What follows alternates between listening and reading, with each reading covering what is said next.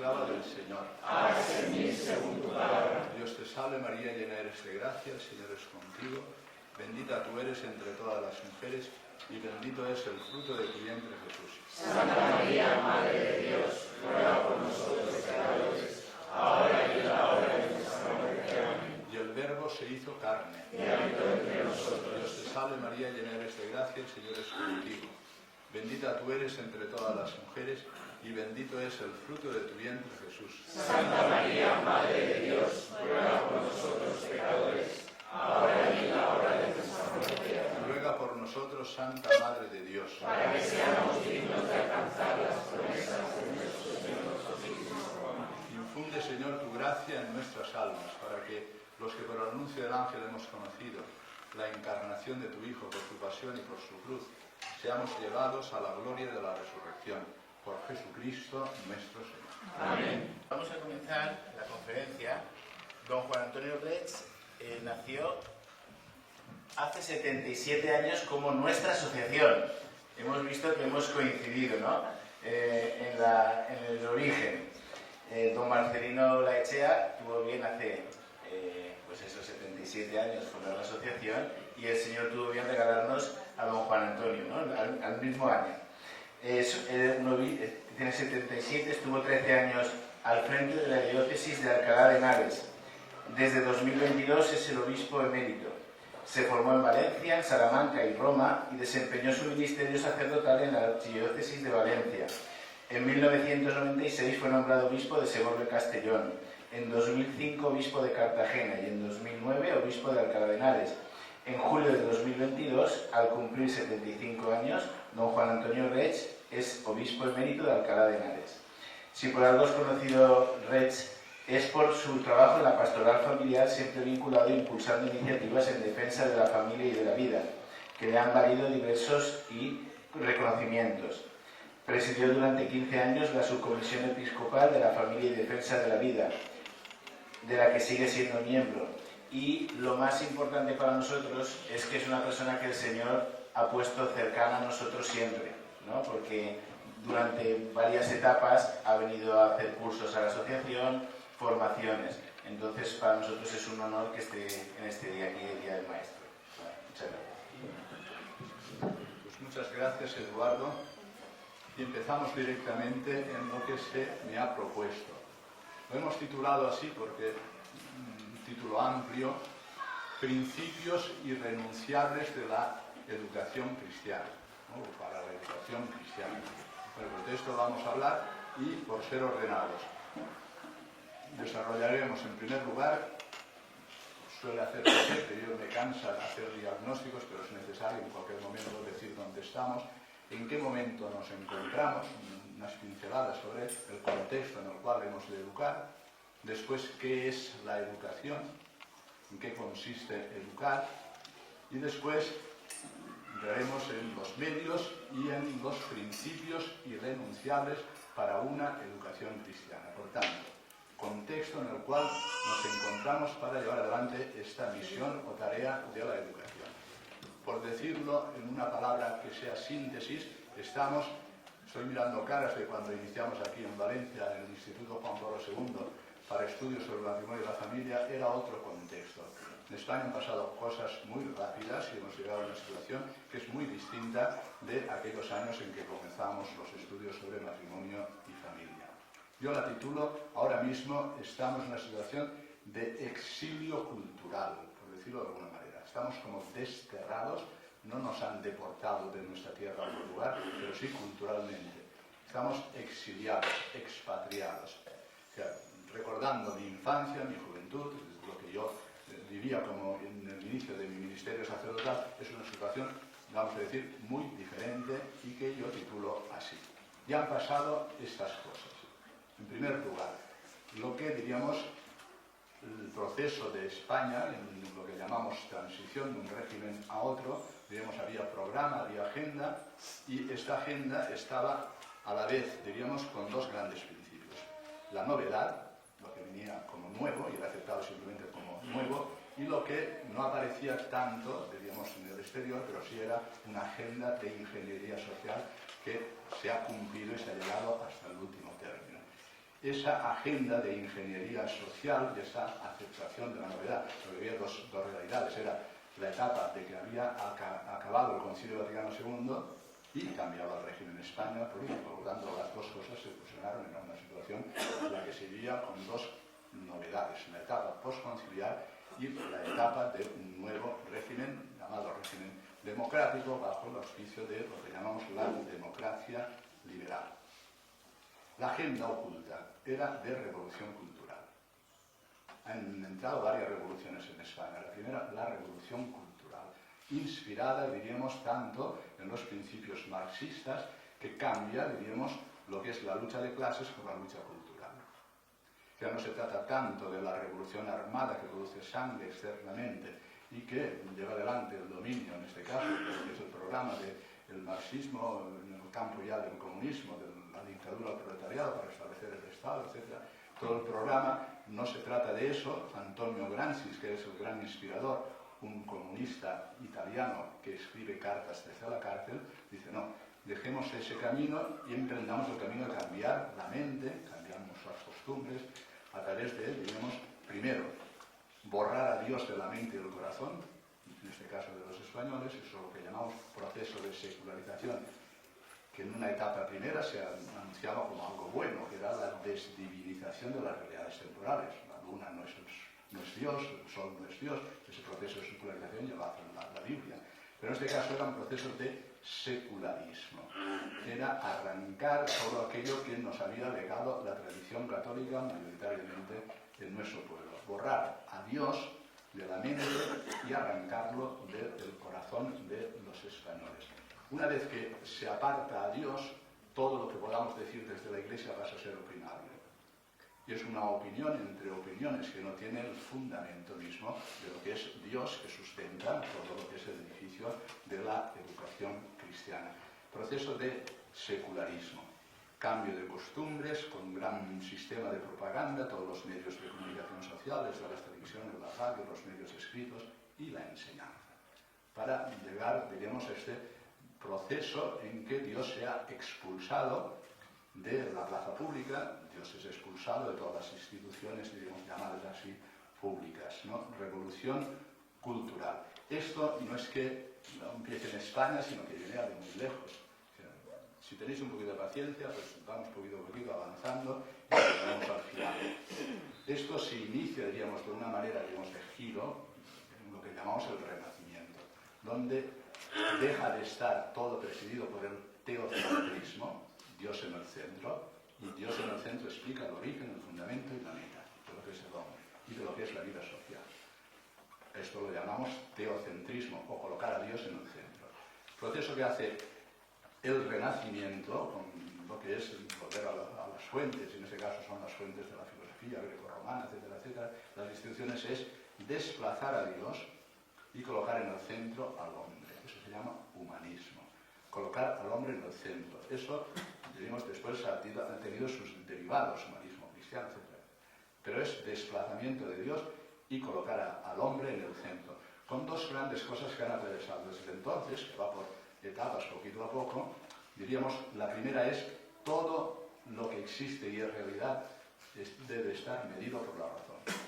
Es el primer, diríamos, el primer principio. Teocentrismo, colocar en el centro al hombre con dos grandes principios. Incluso Kant dice la religión en los límites de la razón, escribe un libro así, es decir, todo tiene que ser la realidad medida por la razón y un concepto particular de libertad. La libertad significa independencia y autonomía.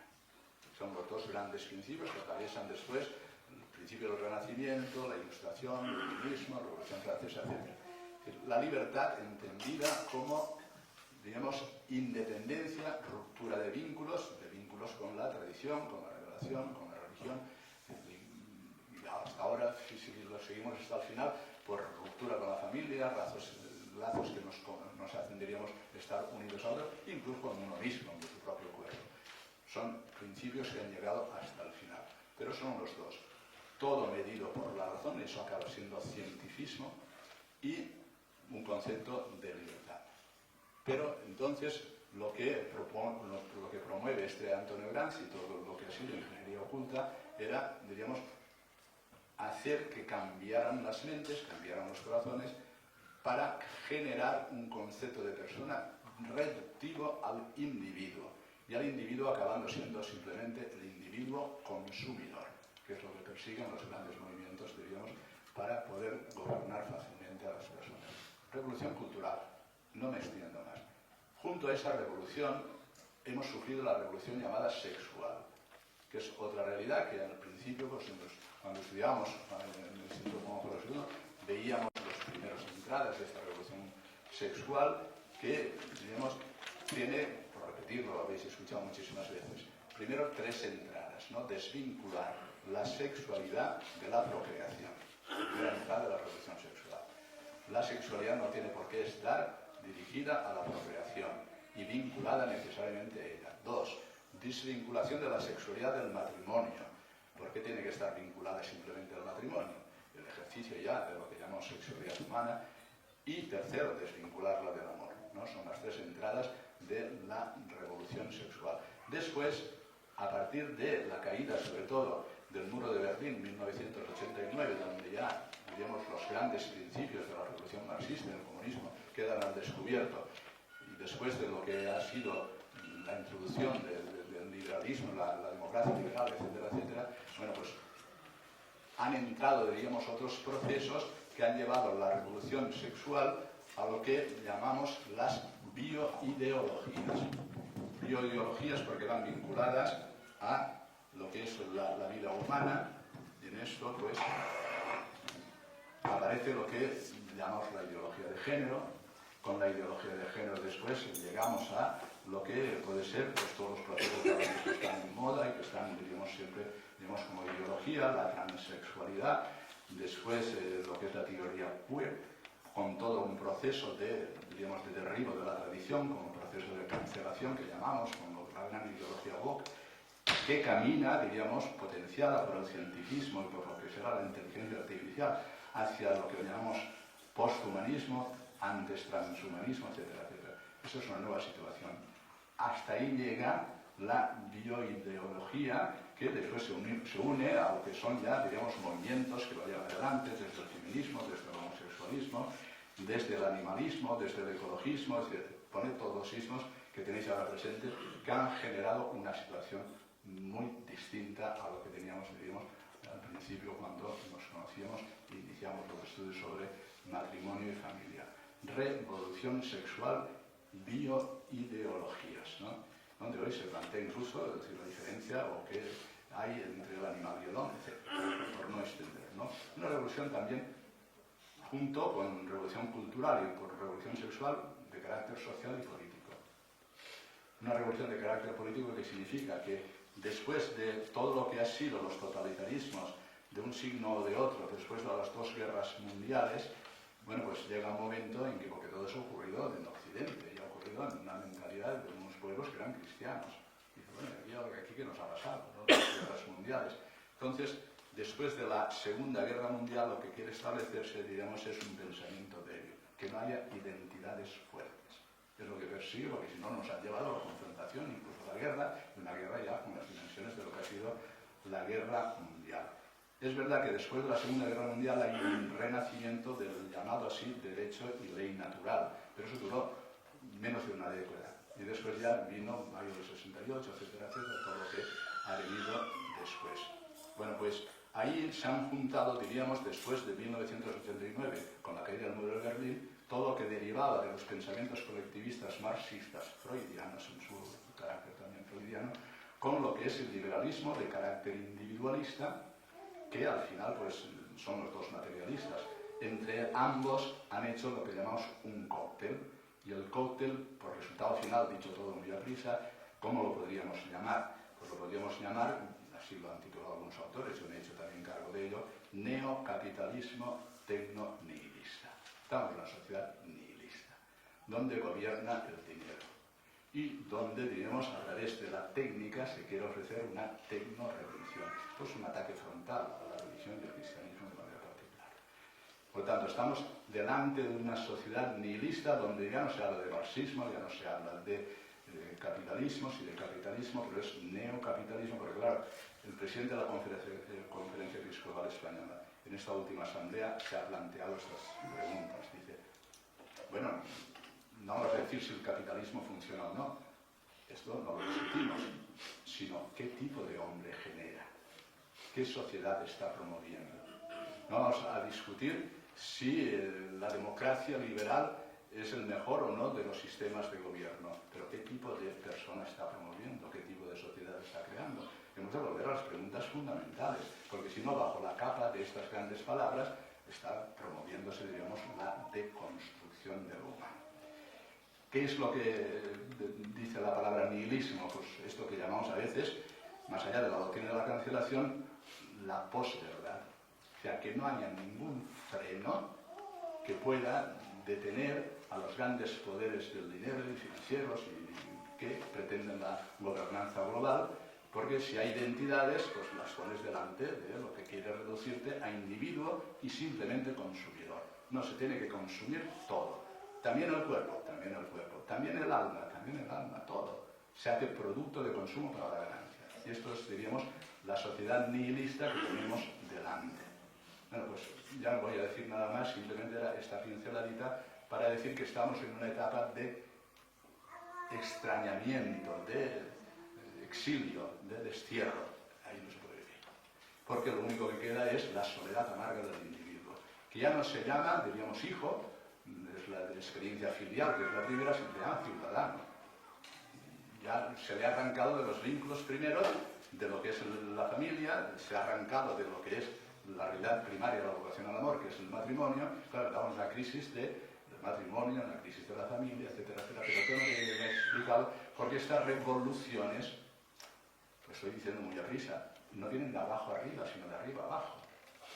No es una revolución que abajo pues se esté promoviendo una lucha para alcanzar una serie de derechos, una serie de... No. Esto ha venido por medio de una ingeniería social promovido desde arriba y promovido por aquellos que con agenda oculta han querido promover todo esto que llamamos deconstrucción de lo humano para tener, digamos, una gobernanza fácil y promoverlo todo para la ganancia y para, diríamos, el negocio. Punto y aparte. Contexto. Segundo punto. Entramos en la educación. ¿Y qué es educar? Yo acabo de decir en la homilía que la educación es más importante que todo el sistema sanitario español.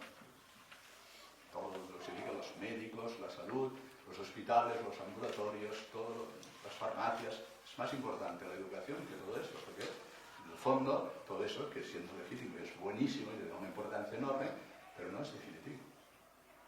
Tampoco lo es el trabajo y la profesión, que es lo que más preocupa a los padres, que mi hijo pues tal, que puede hacer esto, siendo importante, legítimo, no es definitivo. Lo más importante es la educación. En este caso, referida a los niños, continuando a los adolescentes, a los jóvenes, a los adultos, etc. ¿Por qué? Porque la educación tiene como finalidad introducir a la persona en la realidad. Eso es educar. ¿Qué es educar? Introducir a la persona en la realidad. En la realidad esta es una realidad integral, que esto, diríamos, todos los pensamientos hoy respecto a la educación son reductivos y no tienen una mirada integral. Por eso, es decir, marginan lo que es la religión, marginan todo lo que sea, diríamos, con carácter de identidad para la persona y simplemente pues al final se desarrollan habilidades, técnicas, todo aquello que pueda dar de sí un producto para después habérselas con uno mismo para poder tener una profesión y vivir en este mundo. Introducir en la realidad tiene un impacto físico. A todo el niño le dicen no toques el fuego porque se quema. O decir, ojo con el cuchillo que te puedes cortar, es un impacto físico. Pero no me refiero solo a ese impacto, sino al impacto espiritual, por decirlo de alguna manera, ¿no? Por poner un ejemplo que se utiliza muchas veces, cuando naufraga Robinson Crusoe, encuentra solo en la isla. Ha naufragado y está solo. Entonces dice, ¿dónde estoy? ¿Seré bien acogido? ¿Hay alguien aquí? ¿Cuánto tiempo voy a estar aquí? ¿Y qué será de mí? Son las preguntas fundamentales. Pues esto le pasa porque el niño, cuando se da cuenta de que es lo que llamamos el uso de razón. Bueno, aquí me han traído. ¿Y dónde estoy? ¿Y seré bien acogido? ¿Y cuánto tiempo voy a estar aquí? ¿Y qué será de mí? Pues eso es introducirlo en la realidad. Y en una realidad que no sea reductiva, sino en la realidad total. Cuando digo total, porque también lo he dicho, ¿no? Mire, la vocación, la llamada a la vida, es una vocación que es única. El fin de la persona es único. Es el fin de la persona, es el fin mismo de la sociedad. Y su vocación es una vocación eterna. Eso lo podéis encontrar en el catecismo. ¿Cuál es el fin de la sociedad? El mismo fin de la persona. ¿Cuál es el fin de la persona? El fin de la persona es la salvación eterna. Por tanto, es el fin, es único, ¿no? Bueno, pues introducir en la realidad es responder a las preguntas fundamentales que toda persona tiene y crear los medios y el hábitat para que pueda desarrollar esa llamada a la vida y que la ha introducido en un mundo donde tiene que ser acogido, donde se le tiene que pasar la experiencia humana.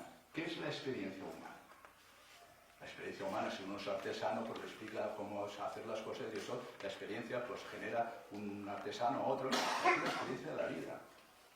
Y eso se llama introducir en la realidad según el criterio de la verdad. Eso es la experiencia.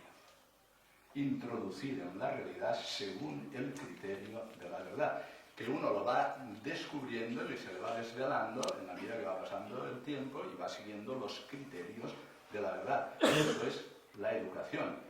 Educar a la persona, formar a la persona para que pueda alcanzar su plenitud, eso es la educación, y para que después pueda desarrollar, junto con otros, todo aquello que hace posible el bien personal, familiar, social, en la misma sociedad. Eso es, diríamos, el cometido de la educación, introducir a la persona.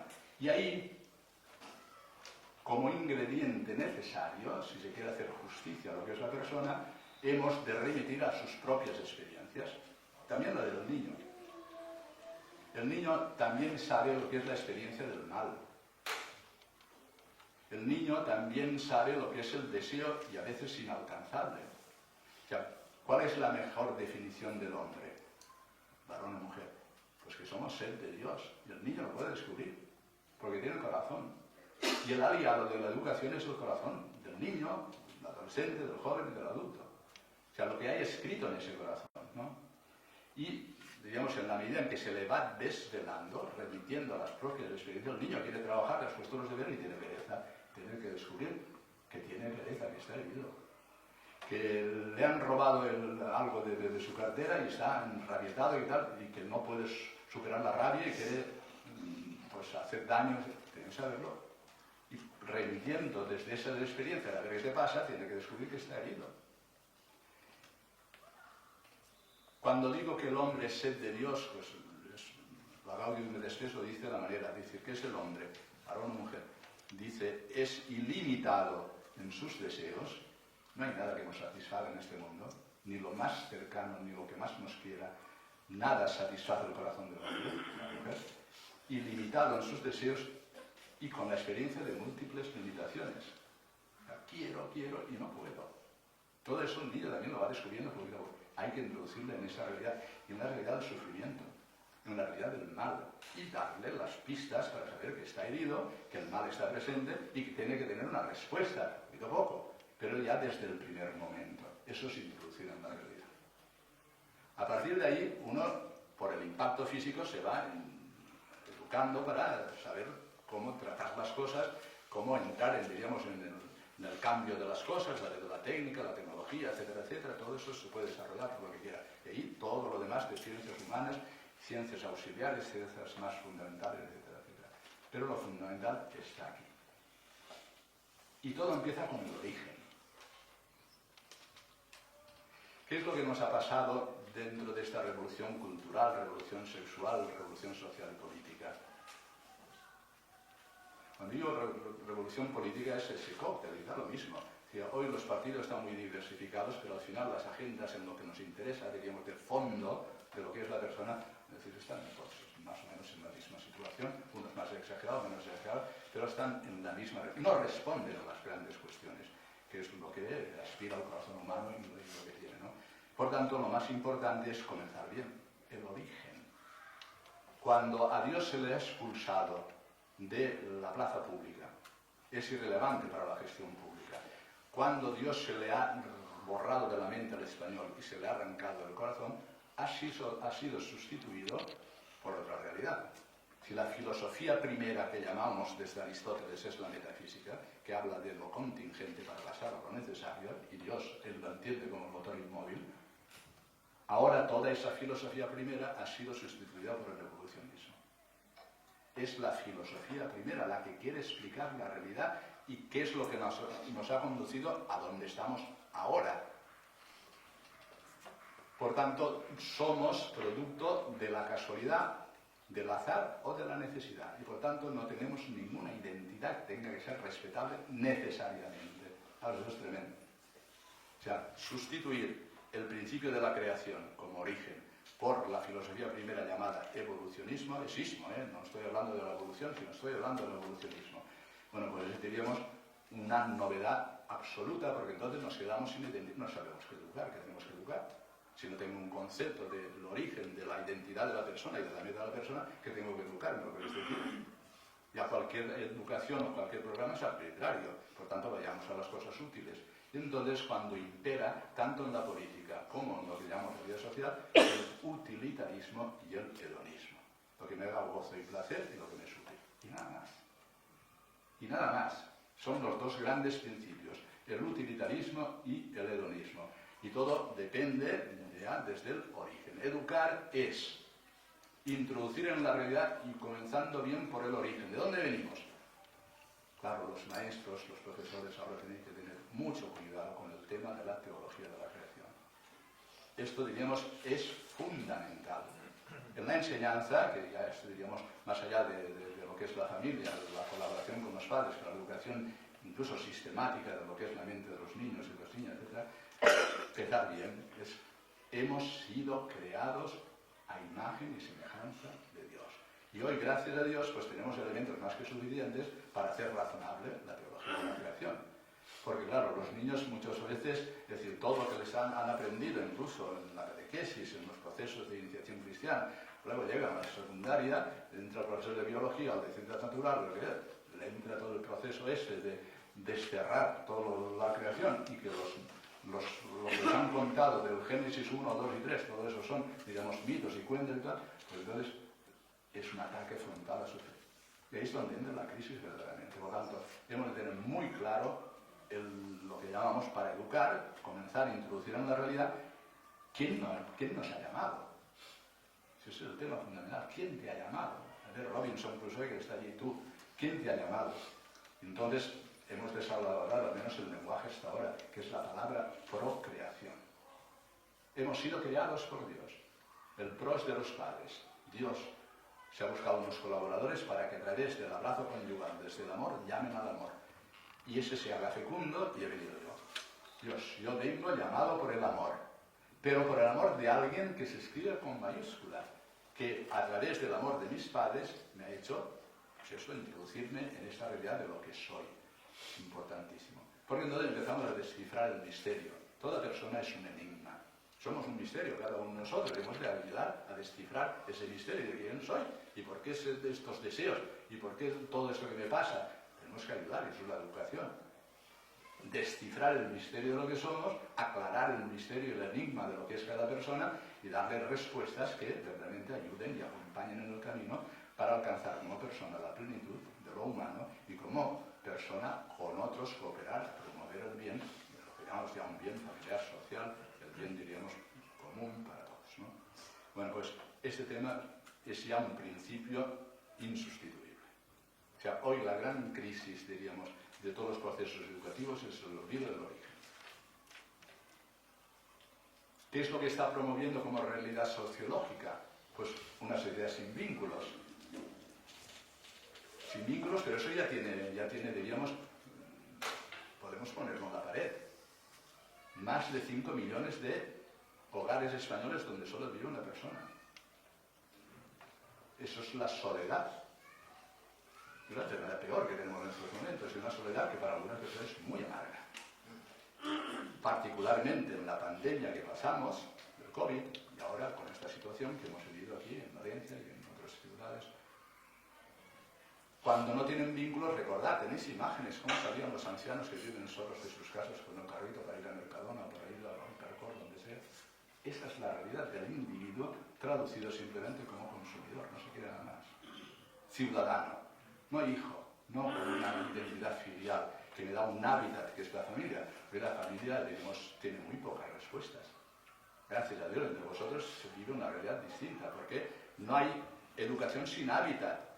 Y el primer hábitat es que he sido llamado a imagen del amor con una vocación para amar, pero eso toma carne. Y la primera carne es el matrimonio con vínculo y la familia, que es el hábitat para poder vivir. Pero insisto, como tarea educativa es muy importante el tema de creados a imagen y semejanza de Dios. Ahora han salido esos dos libros, uno de dos franceses y otro de un español, sobre, uno lo ha titulado incluso así, evidencias científicas sobre la existencia de Dios. Pero todo eso sirve. Porque hasta ahora, es decir, todo lo que fue el siglo XVIII, siglo XIX, es decir, ha sido un ataque frontal a la religión para decir que Dios no existe y que por tanto la razón lo arregla todo y que no necesitamos a Dios como redentor, sino ya la técnica y la tecnología serán nuestros redentores. Tecno-redención. Claro, nos hemos quedado, pues diríamos, con los golpes que hemos recibido de todo lo que se ha llamado el cientifismo, casi diríamos como sin argumentos para responder. Gracias a Dios hoy la evolución de la misma ciencia va descubriendo todo aquello que hace razonable el tema de la creación. Pero hemos de saber explicarlo bien, también desde los textos. Ahora, los textos de Génesis 1 y 2, relato yavista y el relato egoísta, es decir, son tardíos en la escritura. Lo primero que descubre Israel es que, más allá de los procesos religiosos de querer alcanzar a Dios, ¿no?, ha venido él y tiene un carácter personal. Eso es fundamental para la fe. Ha hablado, habla, una revelación. Y nos ha enseñado, claro, ha hablado como habla. Abraham, sal de tu tierra. Moisés, va, Faraón, deja salir a mi pueblo. Habla y ellos conocen la experiencia de Dios. Y por la experiencia de Dios van conociendo que Dios es. Y que Dios habla a través de acontecimientos. Y al final, cuando ya están en el exilio, como nosotros, es cuando dicen, pero ¿qué nos ha pasado? ¿Qué nos ha pasado?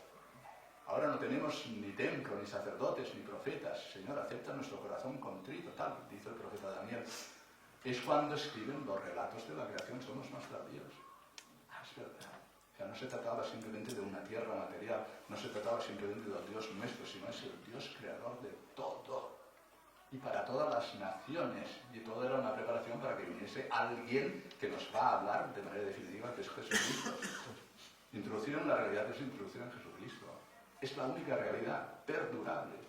Todo lo demás pasa. Esa es la realidad verdadera. Y todos los sistemas de organización de enseñanza pública, universidades, etcétera, etcétera, al lado de esto son nada. Al lado de esto son nada. Y por tanto, querer expulsar de lo que es la enseñanza, de lo que es, digamos, la respuesta a los interrogantes más profundos del hombre, y por tanto, querer arrojar lo que es palabra definitiva, sustantiva y palabra de salvación, digamos, al menos es una necedad. Vamos a decirlo así, es una necedad. Y nosotros debemos ser conscientes de eso. Por tanto, ¿qué es educar? Introducir en una realidad para resolver el origen, el qué, quién soy y la meta. La crisis fundamental que se ha dado en estos años anteriores, podéis leerlo de una manera, digamos así, muy bien explicado por Benedicto XVI, in Caritas in Veritate, es una crisis que se llama él antropológica. Claro, si venimos de la evolución, del azar, de la necesidad, no tengo identidad. Pero si vengo del amor de Dios y he sido creado sin imagen y semejanza, en la unidad cuerpo-espíritu descubro una diferencia sexual, una vocación al amor, y sé quién soy. ¿Quién soy? No soy algo como este reloj, soy alguien único, con un destino eterno. ¿Por qué? Porque he sido llamado. ¿Y llamado por quién? Por el que es la vida, porque es el amor. Y por tanto he sido llamado para el amor. Y ya sé que mi necesidad imperiosa, la que no puedo nunca desarraigar de mi corazón, es amar y ser amado. Amar y ser amado. Estamos organizando todo al revés, con sistemas de vida antifamiliar, con sistemas de vida individualista. Estamos equivocando el camino totalmente y engañando niños, adolescentes, jóvenes y adultos. Pero ¿quién da respuesta a estas cosas? Bueno, el gran otro principio irrenunciable de la educación, junto con el origen y saber bien de dónde venimos, y por tanto toda la teología de la creación, lo primero es ya la respuesta, que es la fe. La fe, mira que en estas cosas en España nos engañan fácilmente, se confunde con los sentimientos religiosos, ¿no? Han profanado una iglesia y dicen, han profanado los sentimientos religiosos. Mire usted, los sentimientos religiosos son muy importantes, importantísimos. Fijaos en los sentimientos de Jesús, camino de la cruz, y los sentimientos de Jesús en el momento en que está entregando su vida por mí. Son sabia, pero la fe es conocimiento. ¿Qué me dice usted? Conocimiento que a través, diríamos, de lo que es la espiritización de ese conocimiento se hace también en ciencia, la ciencia teológica, que se desarrolla como dogmática, como moral, como Sagrada Escritura, etcétera, etcétera. Por tanto, estamos en un nivel de conocimiento y tiene que tener, porque ese es el origen de las universidades, espacio en la universidad, o si no, la universidad no es universitas, sino que es un reduccionismo de las enseñanzas donde he expulsado la peor de todas las expulsiones, que es la verdad última, la que yo necesito. Si las universidades han nacido en Occidente con la Iglesia Católica para explicar la realidad integralmente y ha sido expulsada de la propia universidad. Por tanto, hemos de ser conscientes de que los profesores de religión, los maestros católicos en la pública, en la realidad de la iniciativa social, en lo que sea, son testigos de una dimensión importante de la persona humana, que es la vocación eterna, que tiene su respuesta desde la fe, que es conocimiento de que Dios es, de que Dios habla y que Dios es testificado, después de la resurrección de Jesucristo, por aquellos testigos oculares que nos han transmitido lo que han visto y lo que han oído. San Juan, en su primera carta, lo que hemos visto, lo que hemos oído del verbo de la vida, os lo transmitimos a vosotros para que entréis en comunión con nosotros y con el verbo de la vida. Justo. La fe se comunica por la revelación, por los acontecimientos de la redención, que ha adquirido su plenitud en Jesucristo, que ha nacido de una mujer que ha vivido como nosotros, igual en todo, menos en el pecado, que ha pasado haciendo el bien, que ha muerto, que ha sido sepultado, que ha vencido la muerte y ha resucitado. Y eso es, diríamos, la expresión última de la verdad humana, de lo que somos todos y cada uno de nosotros. Y eso es conocimiento. Claro que la persona es una y eso afecta a mis sentimientos, faltaría más. Ya he dicho que los sentimientos son muy importantes. Pero querer atentar contra el conocimiento es una necedad, otra necedad. O sea, olvidarse del origen. Claro, en la medida están contentísimos estos autores franceses y el autor español, es decir, que a ver la ciencia va descubriendo cosas y dice, mira, esto del mundo que decíamos que la materia es eterna, ahora resulta que parece ser que tiene principio, fenomenal, y que lo ha puesto en marcha, ¿no? Y que esto va a quedar todo disuelto y tiene un fin, ¿y qué va a significar ese fin? Bueno, son principios razonables sobre la creación, ¿no? Pero, diríamos, la fe la hemos de reivindicar como un servicio público. El mejor servicio que se puede hacer al pueblo es el anuncio de la fe en el ámbito de lo que llaman, entrecomillado, público, y antes, ya lo explicaré después, en la homilía, porque es que hacen una injusticia con la palabra. Ahora mismo, en estas mismas horas está el Congreso que están desarrollando enseguida, y todo lo que están diciendo respecto de esto es solo público, sanidad pública, enseñanza pública, enseñanza mía, del Estado, pero ¿tú quién eres? Este estatalismo, ¿pero esto qué es? O sea, pueblo somos nosotros y nos organizamos para organizar este colegio de una manera, diríamos, ejerciendo nuestra libertad y desde el principio de la doctrina social de la Iglesia, de subsidiariedad. A donde no llegamos nosotros nos tiene que ayudar todo lo que es la cooperación de la sociedad entera para desarrollar este bien para vuestros hijos y para vosotros.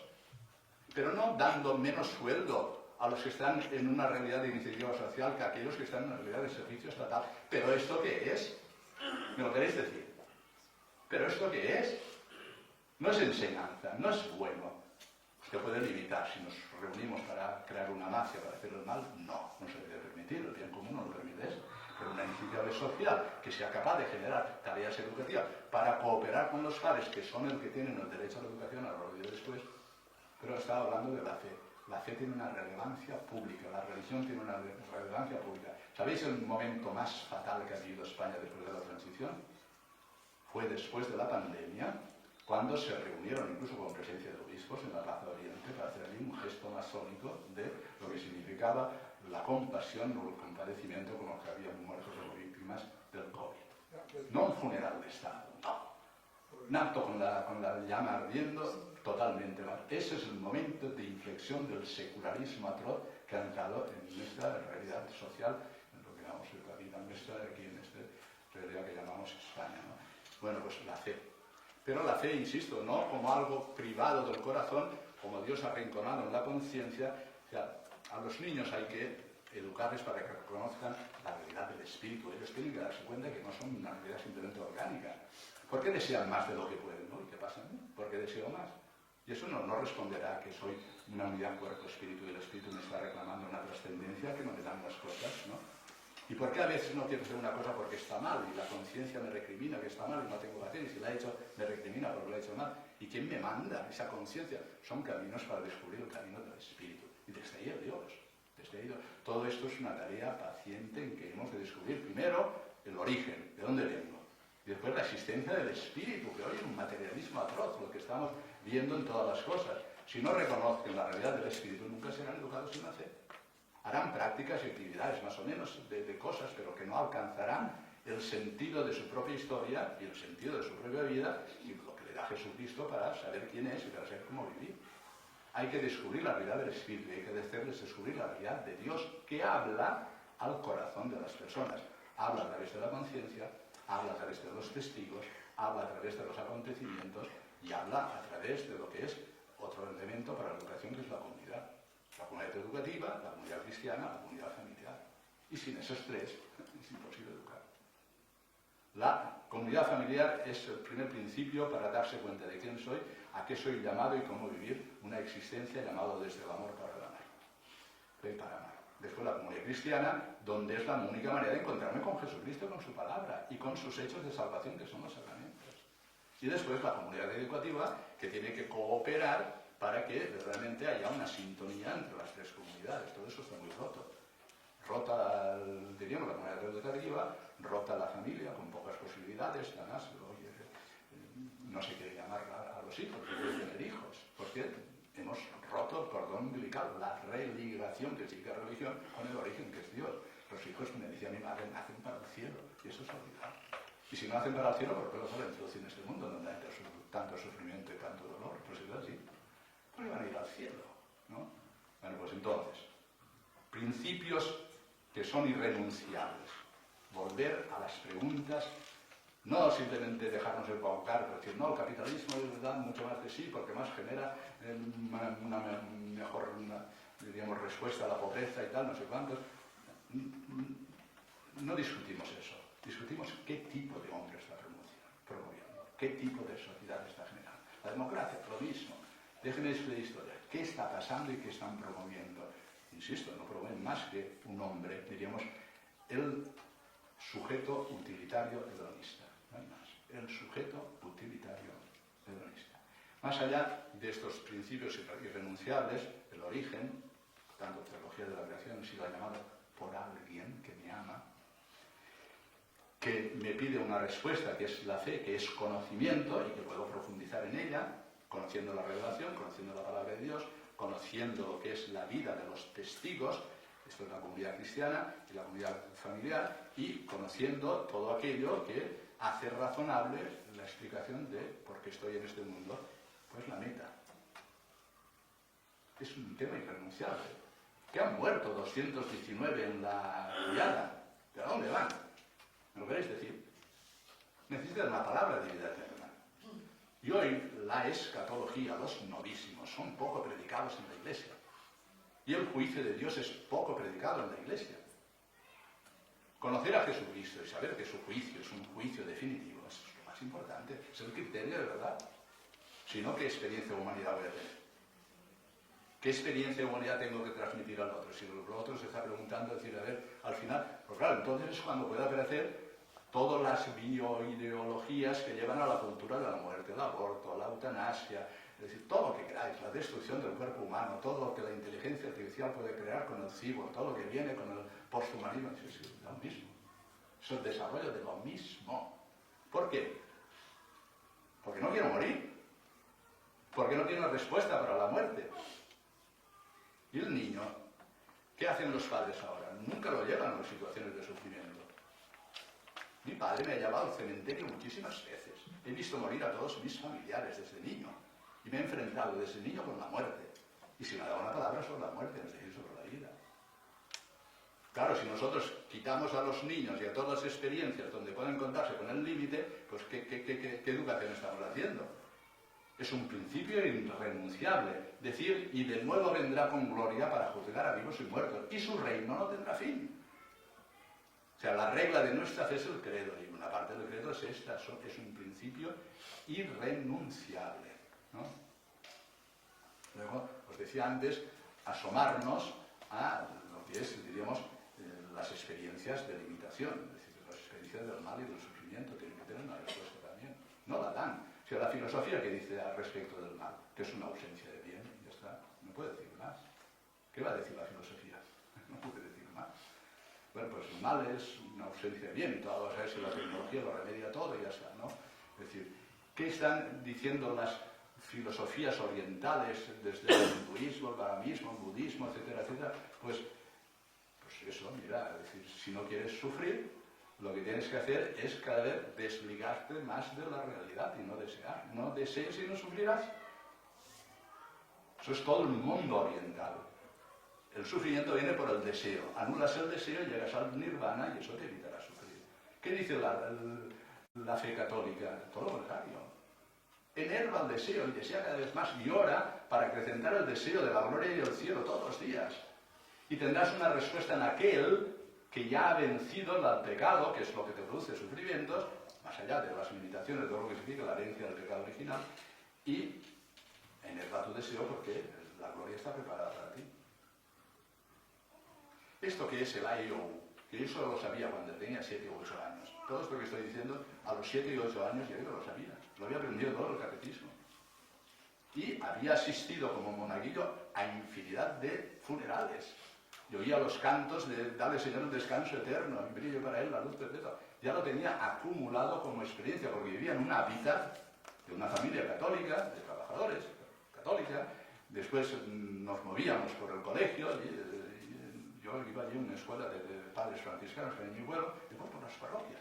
Todo eso era asimilar. Necesitamos crear esos hábitats para que crea, digamos, una atmósfera. Esos hábitats crean una atmósfera donde se puede desarrollar el sentido religioso. Sin lo cual no podemos vivir. El sentido de la fe para saber que respondemos a alguien. No hay respuesta para el sufrimiento y la respuesta cristiana tiene que ir poquito a poquito siendo asimilada. Porque es verdad que no son lógica como las matemáticas. Es decir, aquí lo que decimos los cristianos en el seno de la Iglesia Católica respecto del sufrimiento es que, más allá de lo que puede decir la filosofía, más allá de lo que significa todo este mundo de anular los deseos y de estar uniéndote a la energía del universo, todo lo que sea, desde la nueva era, lo que decimos, que el Señor ha venido, que ha venido a compartir nuestra existencia, que se ha hecho hombre, acabamos de recordar en el Ángelus, que ha querido sufrir por nosotros, que le ha dado la vuelta al sufrimiento y que con su cruz nos ha redimido y nos ha salvado. Y lo que era infame, como es la cruz, es nuestra redención. Dios Padre lo ha resucitado y participamos del triunfo sobre la muerte porque hemos sido incorporados al árbol de la vida por el bautismo y toda la iniciación cristiana y celebramos la muerte del Señor en la Eucaristía y su resurrección. Y por tanto los niños tienen que ser introducidos en este ritmo de muerte y vida, Y a su edad, y estamos hablando de los niños, pero hablando de todos, hemos de reconocer que la única palabra respecto al sufrimiento la tiene aquel que lo ha vencido, que es Jesucristo. Vamos a ver, queridos amigos, Imaginad que yo tengo una enfermedad de cáncer muy seria. Y vosotros tenéis la respuesta, no me la daríais. Ah, no sé, es así. Si estoy impregnado de cáncer y vosotros tenéis la respuesta para el cáncer, dádmela, por el amor de Dios, dádmela. Pues los profesores, los maestros católicos, son los que saben la respuesta para el cáncer. Y tienen que darla. Y tienen que pelearla. Permitidme ahora una digresión. ¿Y quién tiene derecho a educar? ¿Quién tiene derecho a educar? ¿No? Pero claro, estos también nos están invadiendo con el estatalismo continuamente. El Estado es lo que tiene derecho a educar. Oiga usted, él donde de una manera, digamos así, muy sencilla, en la Familiaris Consortio del Papa San Juan Pablo II, el derecho a educar lo tienen los padres, por haber dado origen a la vida de sus hijos, cooperando con Dios. Es un derecho que dice Juan Pablo II que es original. Original significa que le pertenece a ellos y que no se le puede robar, porque le han dado ellos la vida a sus hijos. No se lo pueden robar. Y es inalienable, nadie se lo puede quitar, ¿no? Y que no es delegable de manera absoluta. Es decir, no son los únicos educadores. Después coopera la Iglesia y coopera la sociedad. Uno nace como cristiano y lo primero es la familia, donde tiene que encontrar pues, el espacio para crecer en todas las dimensiones. Para ser educado en el amor, para conocer el amor, para ser amado, para conocer después lo que significa vivir unido a Jesucristo en el hábitat propio de lo que es la fe cristiana, que pasa después a la comunidad cristiana. Y después tiene que continuar en el espacio educativo. ¿Es la única sociedad, la familia, que puede educar? No, porque no puede todo. Y de ahí es donde viene, la Iglesia tiene un derecho, dos fundamentos para ese derecho. Porque es una sociedad también humana, y como sociedad humana puede organizar colegios para enseñar. Y después porque tiene la verdad de la salvación dada por Jesucristo y el mandato de enseñar. Los dos son fundamentales. Y no se puede renunciar a la escuela católica. Y no se puede renunciar a la presencia de los católicos en todos los colegios. Las dos cosas.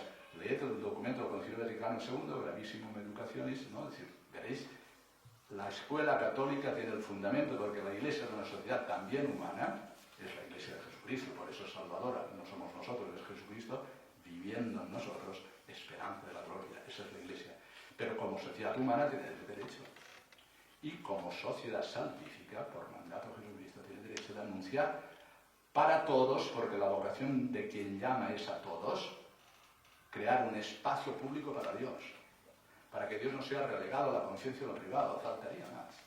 Claro, todo esto lo tenemos bastante olvidado, ¿no? Entonces, en el curso del lenguaje hemos de aprender a distinguir entre iniciativa estatal, iniciativa comunitaria de la Comunidad Autónoma de Valencia, iniciativa de los ayuntamientos municipal, iniciativa social de un grupo de padres, de un grupo de personas que quieran organizar. Todo eso es libertad, todo lo demás son cuentos. Y desde ahí se tienen que organizar para hacer el bien, que esto es la Asociación Católica de Maestros. ¿Qué hacéis? Pues tenéis derecho a reuniros para promover entre vosotros este tipo de enseñanza, para reforzar todo lo que sea, seminarios, talleres, escuelas, para ir profundizando en lo que es el ejercicio propio de lo que es, aunque seas profesor de matemáticas, de geografía, de ciencias naturales, da lo mismo. Es decir, la presencia pública, porque necesita la escuela testigos. Se pasa por la fe, que viene por la revelación, por el oído y por los testigos. Y en este caso, quienes educan, los padres, son testigos. El derecho primario a educar le corresponde a la familia y las condiciones es que los esposos, dentro de sus limitaciones, pues sean testigos de una verdad que los supera y que la tienen que testificar. Y después que haya una coherencia de juicio, porque si no sus hijos serán cínicos. Y mira, este dice y no hace, pues acabarán en el cinismo. Y eso no es que seamos superhéroes, ninguno de nosotros lo somos. Reconociendo nuestros errores, nuestras debilidades y nuestros pecados, con paciencia y perdonándonos mutuamente, civilización del perdón, es la civilización cristiana, crecemos dando testimonio de una verdad que nos supera. Y eso ocurre dentro de la familia y ocurre en el espacio educativo de la comunidad cristiana y ocurre dentro de lo que tiene que ser la comunidad educativa, en el colegio, en el instituto, en la universidad, etc. ¿Veis lo que significa la injusticia de algo que viene ya, diríamos, desarrollándose de todo un proceso de ingeniería social que ha querido generar un tipo de persona y un tipo de sociedad desvinculada, aislada, con ruptura de vínculos, condenando a las personas a la soledad? Y entonces eso, ¿cómo se arregla? Pues se arregla que mientras tú puedas gozar y las cosas te sean útiles, bien, y si no, la eutanasia. Y si no, pues te vinculas tu cerebro, si es que puede ser eso, con una máquina y la sobrevivencia a través del cyborg. Y si te tienen que... porque quieren la inmortalidad, porque yo soy un cúmulo de deseos ilimitados. Y le tengo que dar respuesta a eso. Y ellos dicen, no, la religión es una superstición y es un engaño, es el opio del pueblo, decían los marxistas, ¿no? O es una realidad que impide verdaderamente el amor libre, como dicen los liberales, ¿no? Por tanto, el matrimonio es una cárcel del amor, etc. Todo lo que digan, ¿no? Es todo lo contrario. Es verdad que si en todo este sistema no hablamos nunca del pecado, no nos aclararemos. ¿Que no sabéis que el planeta está dañado también? Y si no, ¿por qué ha venido la riada? Es una realidad originaria del mal, que también afecta al planeta. Y es el pecado original. ¿Y quién habla de eso? ¿Me lo queréis decir? Si yo estoy dañado, pero también el pecado origen mis propios pecados y el mal que encuentro en el mundo. Y si yo no hago dentro de un esquema de quién soy como identidad, soy creado a imagen y semejanza de Dios. Desde el bautismo soy hijo de Dios. Por tanto, mi lógica es una lógica filial. Sé de quién dependo, sé a quién tengo que amar, sé en quién puedo confiar. Pero estoy herido y necesito curarme y curar de las heridas profundas del corazón. Claro, hoy vivimos, queridos amigos, en una realidad que llamaba también Benito XVI de un analfabetismo religioso, que es tremendo, de un analfabetismo afectivo, que es tremendo. Claro, el sujeto que tienes delante lo llamamos siempre vulnerable y siempre usamos esa palabra, vulnerable, pero es así. Es un sujeto que no se sostiene, es que no tiene columna vertebral, es que no se puede mantener en pie. ¿Y cómo lo pones en pie? Por eso la educación cristiana. Introducirlo en la verdadera realidad, dándole las respuestas adecuadas a la mente y al corazón para que pueda con otros, y por tanto el con otros es muy importante. Porque el niño va a gata hasta que se pone en pie y necesita de otros. Y el adolescente va buscándose ese mismo, pero necesita de otros. Y el joven, todos necesitamos de todos. Y por tanto el acompañamiento en la educación es muy importante, los testigos son muy importantes y el hábitat en el que tenemos que vivir es muy importante. Todo ese conjunto de cosas, o sea, no lo realiza solo la escuela, por amor de Dios, no os quiero cargar dentro de la escuela y dentro de la realidad de lo que es un maestro, en este caso católico. Por eso os decía en la homilía que es muy importante esta asociación, es lo más importante de todos. No lo hago para quedar bien con vosotros. Es decir, pero todo lo que tenga que ver con la educación es lo más importante, es lo más importante. Y por eso tantas leyes una detrás de otra para destruir la educación. Una detrás de otra, una de otra, pero ¿esto qué es? Resumiendo algunas cositas que es muy importante por si queréis hacer preguntas, ¿no? Quien tiene derecho originario, indelegable, inalienable a educar es la familia. La familia necesita la cooperación de otras instituciones para completar todo lo que implica el poder alcanzar la formación de la persona para que alcance la plenitud y con otras personas pueda generar el bien para la sociedad. Son las finalidades de la educación. Por tanto, necesita tanto de la comunidad cristiana más allá de la familia y necesita de los espacios educativos, llámese escuela, llámese instituto, colegio, llámese universidad, etc. La iniciativa de generar, digamos, espacios para la educación se basa en lo que es la propia realidad de la libertad o el ejercicio de la libertad, por lo que hemos dicho del principio de subsidiariedad. No aceptaremos nunca el que con la palabra público se entienda estatal. No es verdad. No es verdad, simplemente no es verdad. Somos pueblo y por tanto nos organizamos. Y nos organizamos para el bien y respetamos las leyes justas para que no nos roben también la posibilidad de ejercer el bien. Por tanto, la iniciativa de educar a las familias según sus propias convicciones y creencias que dice la Constitución, pero más allá de lo que diga o no la Constitución, es el derecho a educar y buscar aquellos caminos que entendemos que van a favorecer el que los niños, las niñas crezcan para alcanzar la plenitud y conseguir su propia libertad. Porque va y resulta que como estamos dañados, la libertad hay que conquistarla todos los días para el bien, y eso se dice educar en virtudes, para que alcanzando el bien lo podamos hacer de manera pronta y de manera permanente. Y si no eres educado en las virtudes, hoy es así, mañana es así, después es de otra manera, estás como una veleta que va según sopla el viento. Todo esto son, diríamos ya, entrar en el campo de la pedagogía, pero es muy importante. Y eso tiene que ser ejemplarizado en quién? En primer lugar en mi padre y mi madre. Y eso nos ha garantizado. Después en los profesores, que tienen que ser, diríamos, testigos de esta verdad, que pasa la experiencia cristiana y la experiencia humana, que es la introducción en la realidad según el criterio de verdad, y tiene que ser vivido en el ejercicio de la coherencia de los padres que ejercen juicios y de los que los respetan viviéndolos, y de los maestros que también dicen cosas y las ejemplarizan viviéndolo. Y así salvaguardamos los grandes bienes de la educación. ¿Cuál es el momento que estamos viviendo? Con esto ya concluyo y les doy la palabra. En un momento de exilio cultural, he dicho al principio. Pero eso para mí es una ocasión de gracia. Es una ocasión de gracia tremenda. Es una ocasión, es una oportunidad. O sea, ¿qué hace Israel? Que es el ejemplo que tenemos. Todo lo que le ha pasado a Israel nos pasa a nosotros. Primero, como desarrollo de nuestra vida espiritual, la ontogénesis de lo que somos como pueblo, como persona, se desarrolla en la filogénesis, lo que uno es la experiencia de toda su vida. Lo que le ha pasado a Israel pasa a nosotros y pasa a cada uno de nosotros. ¿Qué le ha pasado? Que esa experiencia, diríamos, límite de estar en el exilio, le ha dado, diríamos, la gran fuerza para después reconstituirse como pueblo y alcanzar, más allá del monoteísmo, la universalidad de la salvación hasta el extremo de lo que dijo Jesús. En la carta de Timoteo lo recuerda San Pablo, la voluntad salvífica de Dios. Dios quiere que todos los hombres se salven y lleguen al conocimiento de la verdad. Por esta experiencia del exilio. Es una ocasión de gracia. ¿Qué se hace en el exilio? Suenan todas las sirenas, todas las alarmas. Nos reconcentramos como pueblo, no para crear un gueto, sino para recuperar identidad. Y desde ahí, con el amor a Jerusalén, que expresan los salmos, fijaos que está en el destierro y dice, junto a los canales de Babilonia nos sentamos a llorar. Tengo nostalgia del cielo y no tengo ganas de cantar para estos imbéciles que me están saltando todos los días. Cantadnos un cantar de Sion, que cante tu abuela. Si me olvido de ti, Jerusalén, que se me paralice la mano derecha, que se me pegue la lengua al paladar, ¿cómo voy a cantarte tú? ¿Qué quieres? ¿Que te divierta además? O sea, me estás destrozando y quieres que te divierta además. Si me olvido, no te olvides del cielo, sabrás educar. No te olvides de Jerusalén, sabrás educar, ¿no?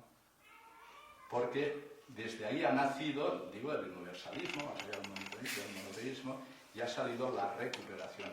Todo lo que nos ocurre es para el bien de aquello que Dios ama. Entiendo que esta situación que estamos viviendo son muchas cosas las que podríamos ir añadiendo.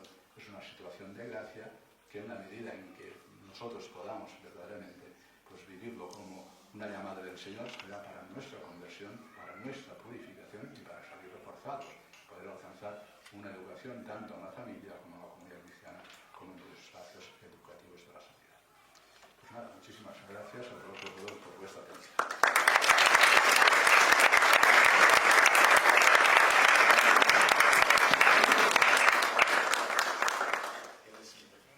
Bueno, gracias para Antonio por estos principios irrenunciables. Si alguien tiene alguna duda, 10 minutos, 5 minutos tenemos para poder preguntar. Yo tengo una pregunta. Hasta la una.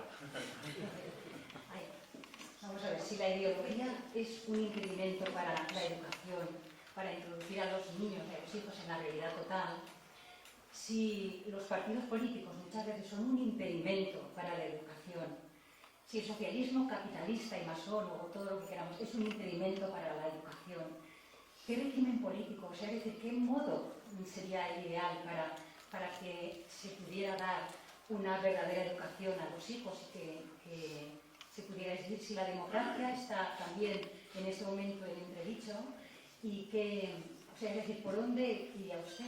Y luego también, ¿se puede hablar de los que están detrás de la agenda oculta o es algo innombrable? El que gobierna este mundo es el príncipe de este mundo, es nombrable, es insuficiente.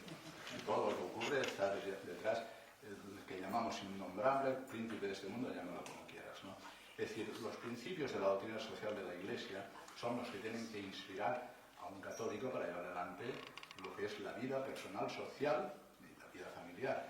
O sea, ¿cómo empieza la doctrina social de la Iglesia? Hablando de la sacralidad e inviolabilidad de la vida humana. Primer principio para cualquiera que quiera gestionar la vida en sociedad. O sea, lo que significa el espacio del vivir entre nosotros, lo que llamamos el nosotros social, la sociedad, más allá del nosotros familiar, principio irrenunciable, la sacralidad e inviolabilidad de la vida humana, que es alguien.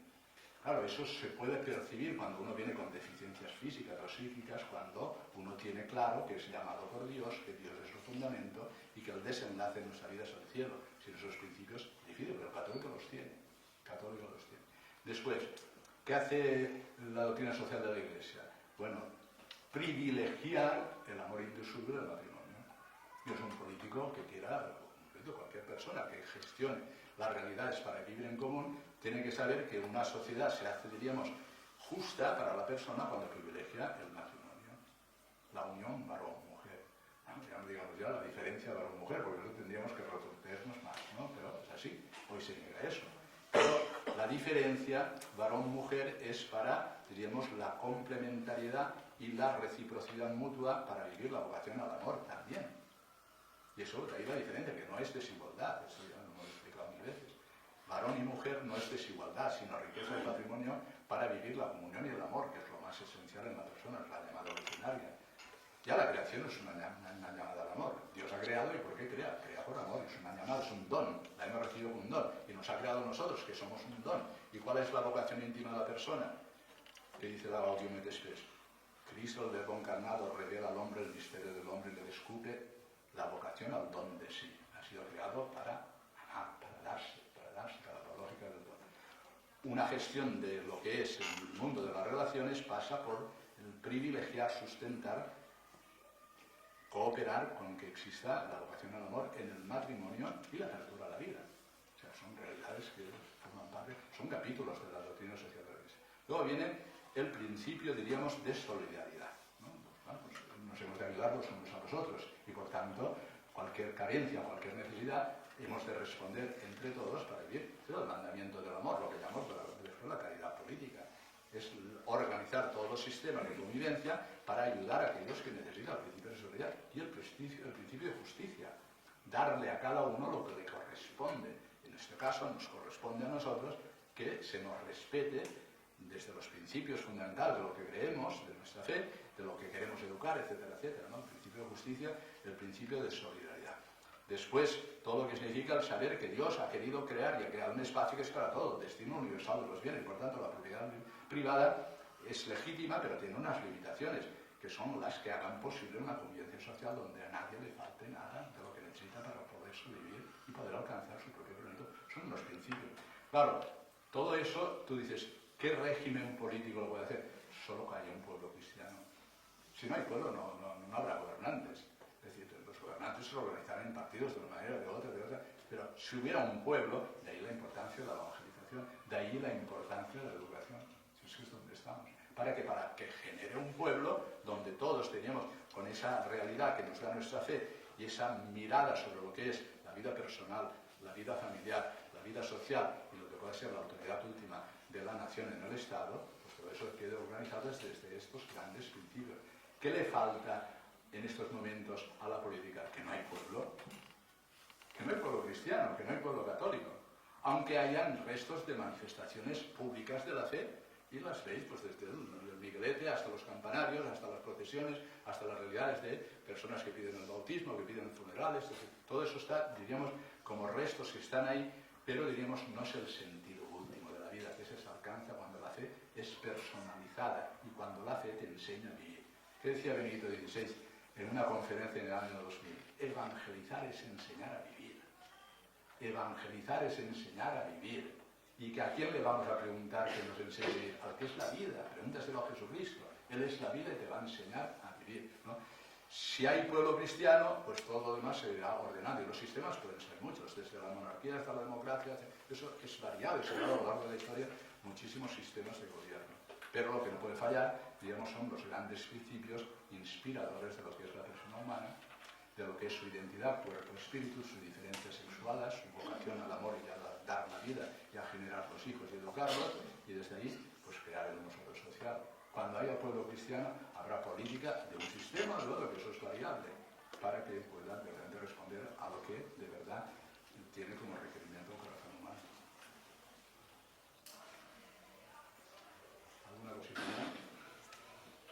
Muchas gracias por su palabra. Perdón, padre de la sala. Me he dedicado durante muchos años a la formación de los educadores. Creo que el problema de la educación está en la formación de los educadores. ¿Por qué? Porque creo que toda intervención, al menos a la que yo creo, debe suscitar la autoestima de tener la profesión más trascendente junto con la paternidad y la maternidad.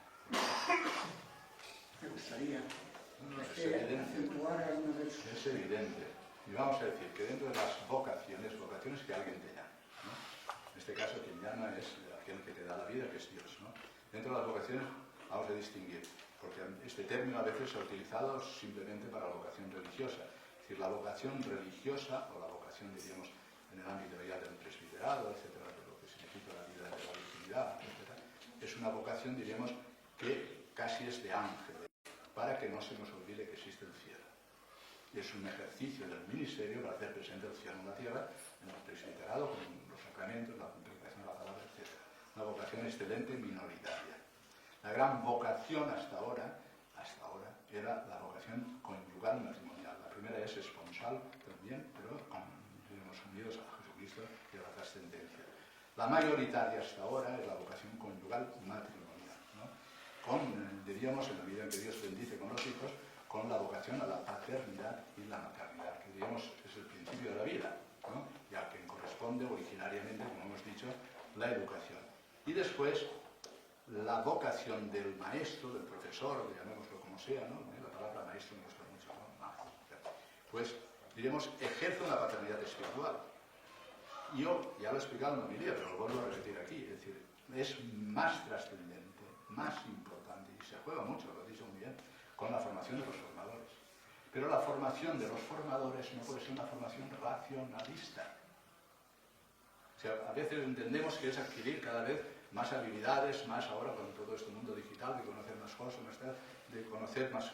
No, se trata de adquirir la forma de lo que es la plenitud de lo personal, que yo tenga delante un testigo y que después tenga el desarrollo de toda la experiencia humana, que os he dicho, lo repito otra vez, es la experiencia de introducirme en la realidad según el criterio de verdad. Lo digo para que lo aprendáis. Es decir, porque si no las cosas después se nos olvidan, ¿no? Porque la experiencia de humanidad es cuando se ha seguido el criterio de verdad y se le puede pasar a otro. Es evidente lo que acabo de decir. La formación de los formadores, a medida que no sea racionalista en el sentido de este que estoy diciendo, y que genere personas que, adquiriendo la plenitud de la formación de lo humano, sean capaces de transmitirla en todo lo que significa ser persona y en todos los bienes que desarrollan a la persona para que alcance su plenitud. Hoy no se hace de nadie educar en las virtudes en las escuelas, pero ¿esto qué es? ¿Qué persona estás educando? Puedes saber muchas matemáticas y ser un deshonrado. Puedes saber toda la geografía del mundo y ser una persona que no se puede vivir contigo, que es un egoísta y que no se puede vivir contigo. Es decir, formar a la persona es formarla integralmente, ¿no? Y en ese sentido necesitamos hoy Claro, ¿quién lo va a hacer? Pues los que saben cómo se cura el cáncer, y eso sois vosotros. Si es que la importancia, ¿por qué he venido hoy aquí? No era un día cómodo para venir desde Alcalá de Henares, desde Madrid, de aquí. Pues he venido porque me acuerdo de Conchita Hervás, que era la sucesora de su padre cuando generaron en el año 1947. Era cuando yo nací, esta Asociación Católica de Maestros. Cuando yo la conocí, se lo recordaba a Eduardo y a Federico, pues muchas de las cosas que yo quería desarrollar, a veces no encontraba espacios para hacerlo porque no querían. No porque no hubiera locales, sino porque no querían. Y en cambio Conchita, la pobrecita, me decía, pues venga aquí, hágalo aquí, ¿no? Allí, en un pisito que tenían, por allí desarrollamos cursos de bioética, cursos sobre la explicación de la humanidad, lo que sea, allí lo desarrolla. Claro, yo tengo un amor a esta asociación inmenso, por eso he venido pensando en los orígenes, ¿no? Porque ellos no tenían ningún prejuicio, ninguna manía, cualquier cosa era aceptada para poder desarrollar lo que era el magisterio, en este caso, de la Iglesia, porque los primeros años de mi sacerdocio era un disenso total por todas partes respecto a la humanidad y al momento posconciliar, era un momento verdaderamente difícil. Bueno, esta mujercita, pues la verdad es que daba acogida a todas las cosas. Bueno, ese arbolito pequeñito, pero claro, en 1947 tuvo una expansión, me decía Federico, hasta 5.000. ¿no? Decir, de los que... Y después esto... Pero cuando yo lo encontré estaba agonizando. Estaban allí unas cuantas personitas y ahora después, pues gracias a Dios, ya vino un relanzamiento. Pero sois los curadores del cáncer. Si eso sirve como expresión de lo que quiero decir. Porque ¿quién va a regenerar la enseñanza? ¿Lo queréis decir? ¿Quién va a regenerar la enseñanza? Aquel que tenga la llave de la verdad. ¿Y la llave quién la tiene? Cristo. Cristo es la llave, es el principio, es el fin y es el sentido de la historia. Por tanto, tiene la llave para abrir el enigma de lo que significa ser persona humana. Y eso lo tenéis vosotros. Si eso lo expulsas de la educación, haces una injusticia. Si eso lo expulsas del foro público, haces una injusticia. No se trata de formalidades. Nuestro Parlamento nunca tiene ninguna expresión de lo religioso. El Parlamento inglés sí, y el Parlamento americano también, pero son formalidades. Lo que estoy diciendo es que haya un pueblo cristiano que genere después una cantidad de realidades que puedan generar después una política que no es eclesiástica, sino que es salvaguardando los grandes principios que hacen posible el desarrollo de la persona en plenitud. España ahora mismo está condenada a ser una sociedad, diríamos, quebrada. No quebrada económicamente, no me refiero a eso, sino esta, diríamos, exaltación del individuo y generador de la soledad más amarga del individuo, no tiene salida.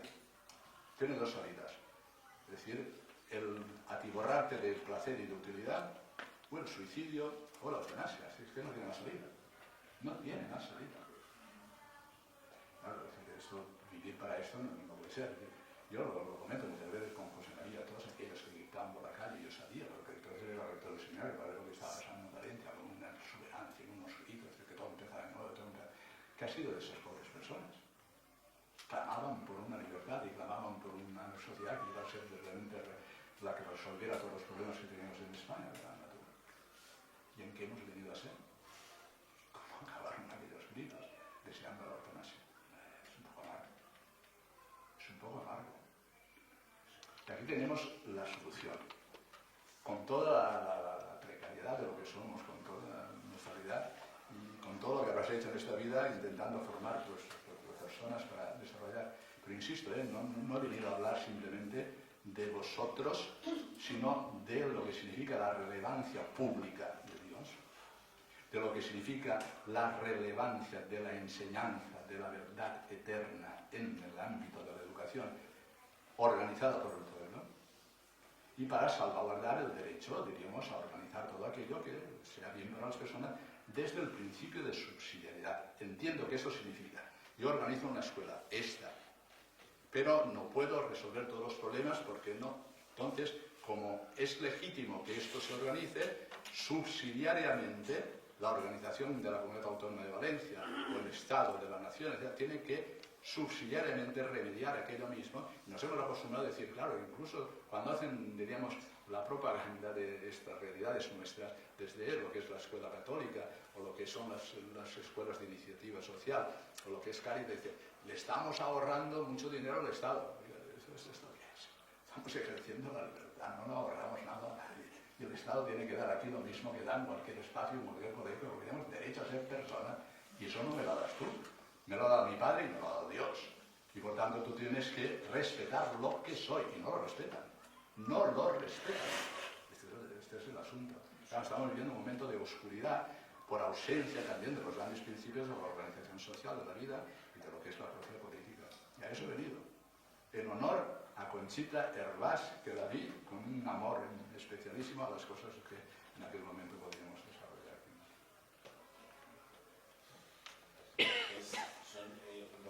Son las 1:05.